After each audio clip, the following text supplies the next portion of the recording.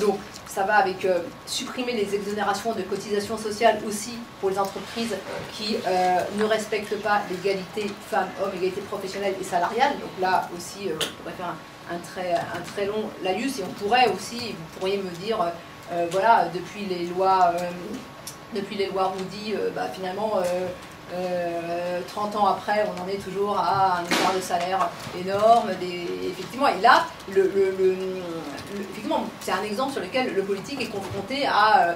alors, je ne sais pas moi s'il est confronté à son impuissance, ou il est confronté à je vais jusqu'au bout de ce que je décide, et je ne repousse pas d'année en année un certain nombre d'exigences. Je tape du poing sur la table. On pourrait... Alors ça sort des... Moi, je ne sais pas ce qui sortira des discussions sur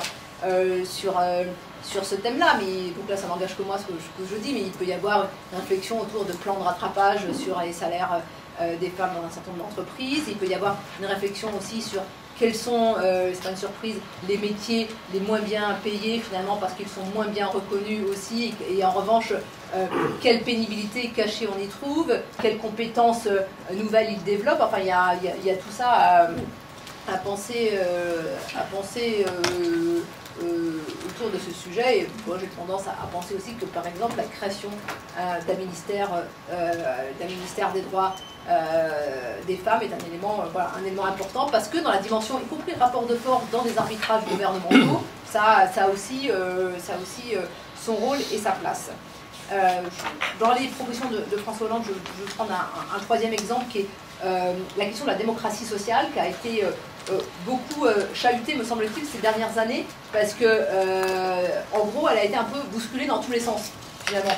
Elle a été aussi, me semble-t-il, assez instrumentalisée, et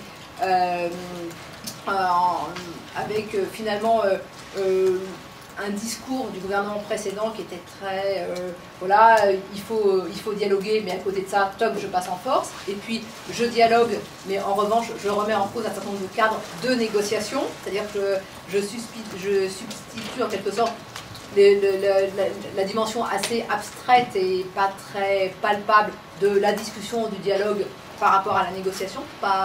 C'est pas la même chose. Donc là, me semble-t-il, il y a des choses à reconstruire. Alors, il y a une proposition, je le dis d'autant plus clairement, qui a fait débat, y compris au sein du Parti socialiste, qui est la proposition de François Hollande d'inscrire dans la Constitution une nouvelle forme de démocratie sociale, en disant que tout texte de loi concernant les partenaires sociaux devra être précédé d'une concertation entre eux. Ça a fait débat, d'ailleurs ça continue à faire débat, c'est pas le débat du siècle, il y a des débats plus importants. Je pense que ce qui a guidé la réflexion de François Hollande sur ce sujet, c'est justement de constater que la négociation, la démocratie sociale ont été très malmenées ces dernières années. Il y a eu des lois de voter, puis le contraire de fait, il y a eu des passages en force, et donc se dire peut-être qu'il faut poser les choses. Bon.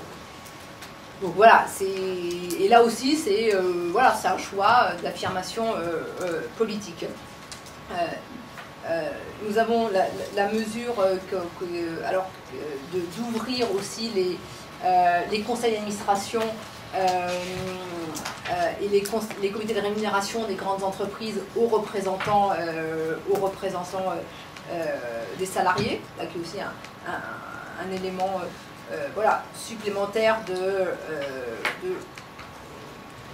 sans doute d'échange de démocratie sociale, et on renforce la place des salariés et de leurs représentants en entreprise. Alors moi je dis ça très modestement, parce que je pense aussi qu'il y aurait beaucoup plus à faire, et qu'il y a d'autres choses importantes à mettre en œuvre dans ce domaine, et notamment une mesure qui au jour d'aujourd'hui n'est pas dans les propositions qui figuraient dans les engagements de François Hollande, mais qui figure dans les propositions du Parti socialiste, et qui fait partie des choses qui seront sans doute discuté ultérieurement, qui est de donner finalement le droit à la représentation syndicale aux salariés des petites entreprises, avec des représentants par bassin d'emploi, des choses finalement à inventer pour ces salariés-là, qui sont voilà, ceux pour c'est pas ces entreprises dans lesquelles non seulement il n'y a pas les mêmes instances que dans d'autres entreprises, mais y compris où culturellement c'est pas évident de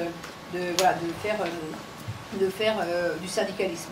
Et puis il y a une mesure qui a déjà été mise en œuvre, qui est la limitation de l'écart de rémunération de 1 à 20 dans les entreprises, soit les entreprises publiques, soit les entreprises dans lesquelles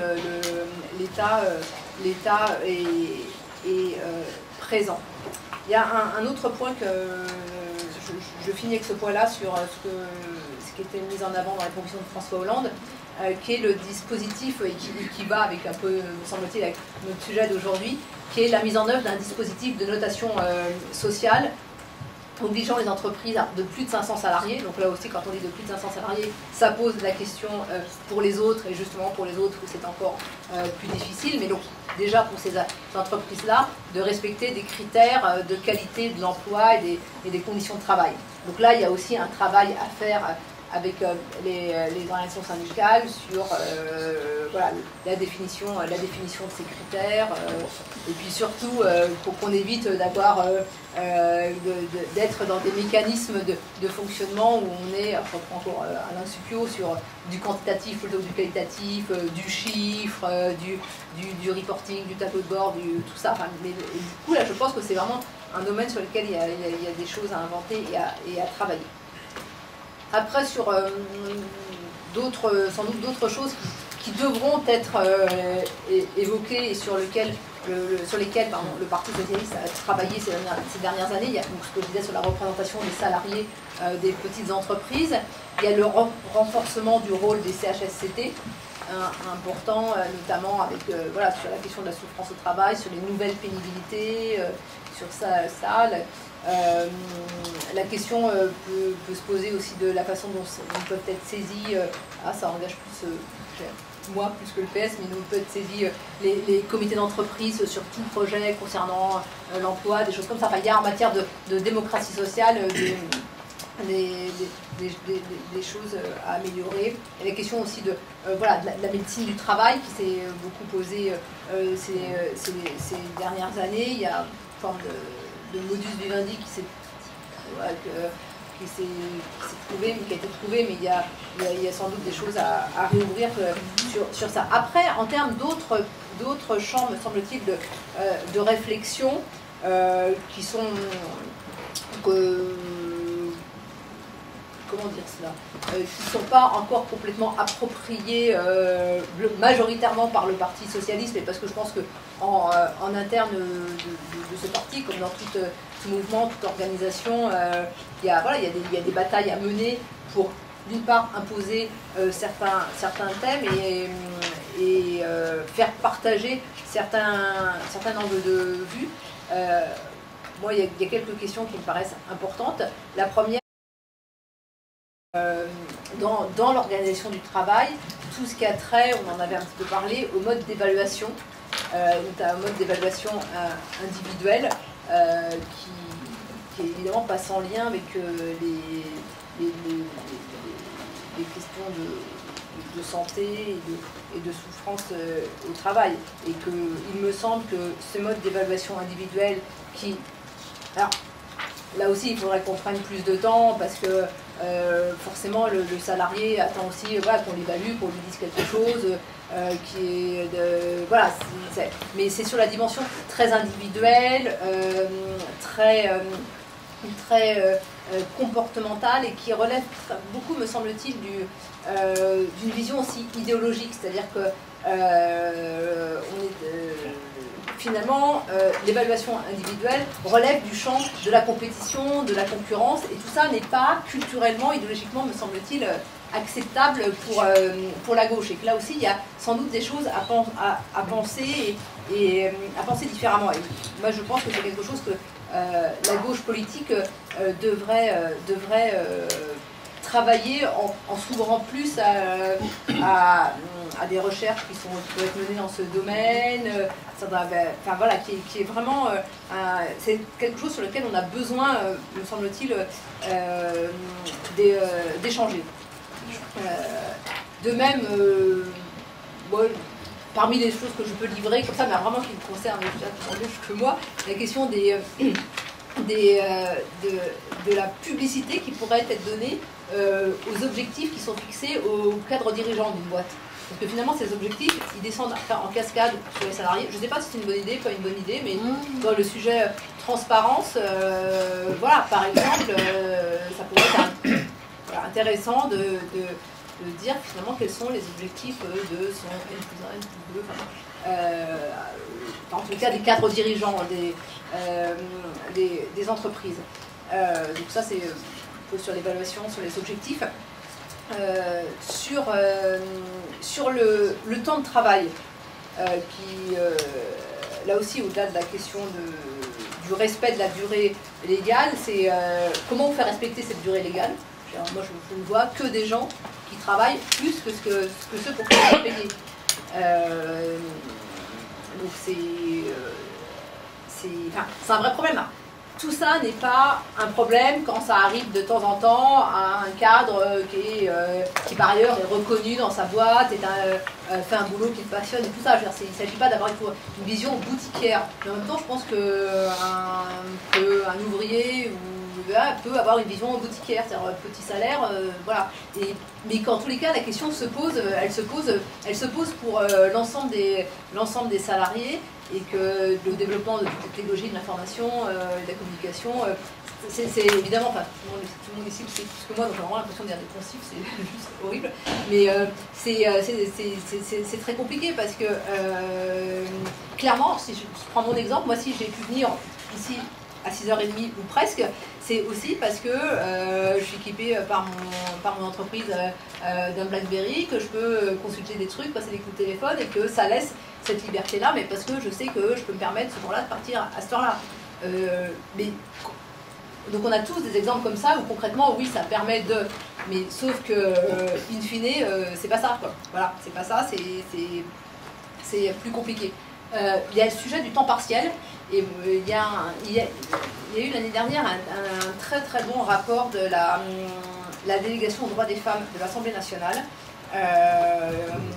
qui a fait beaucoup, qui a un rapport remarquable et qui pointait beaucoup d'éléments qui contribuent à la précarité des femmes, mais qui finalement contribuent à la précarité de tous les salariés. Et donc évidemment il y a la question du temps partiel. Alors il y a, me semble-t-il, deux sujets importants, c'est la coupure dans une même journée de travail, c'est-à-dire qu'à un moment donné, je pense que vous pourrez imaginer de fixer une limite. Est-ce que c'est pas plus de 2 heures, est-ce que c'est voilà, quelque chose comme ça. Et puis vous pourrez aussi imaginer, quand je dis imaginer, c'est qu'en gros ça n'engage que moi, imaginer de ne pas avoir de temps partiel inférieur à 20 heures. C'est la proposition que faisait la délégation aux droits des femmes, présidée par une députée UMP.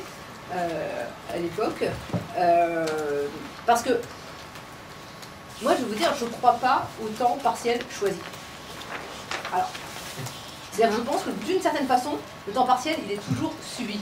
Alors il y a des moments où il est encore plus subi que d'autres, mais dans l'absolu, il y a plein de gens qui, plein de femmes, c'est quand même largement des femmes qui font temps partiel, qui le choisissent. Je parle par exemple de celles qui, grosso modo, financièrement, peuvent se le permettre et se disent, voilà, c'est une respiration, ça permet de passer plus de temps avec les enfants, plus de temps pour ceci, plus de temps pour cela. C'est que si elles faisaient 35 heures, dans des conditions qui permettent de s'organiser, je pense qu'il y a plein de femmes qui n'auraient pas besoin de choisir ce temps partiel. Je parle de celles qui le choisissent. C'est pour ça que je pense qu'il y a, au-delà de celui qui est vraiment subi, ou c'est ça ou c'est rien, c'est que même quand il est choisi, il n'est jamais complètement vraiment choisi ou très exceptionnel, très exceptionnel.